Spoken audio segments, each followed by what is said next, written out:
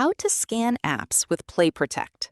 To check your apps for security threats, this tutorial will show you how to scan apps with Google Play Protect on Android.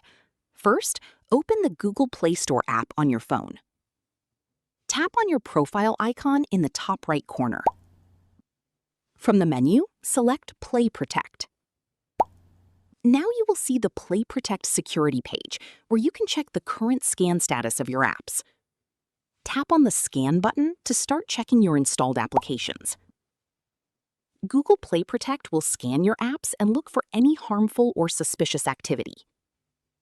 If any security issues are found, Play Protect will provide recommendations to help protect your device. Now tap Setting icon. You can also make sure the Scan Apps with Play Protect option is enabled to keep your apps checked regularly. That's how you can easily scan apps using Google Play Protect and improve your Android security. If this tutorial helped you, don't forget to like the video and subscribe for more simple Android tips and how-to guides. Turn on the notification bell for more useful smartphone tutorials, settings guides, and security tips. Thanks for watching, and we'll see you in the next video.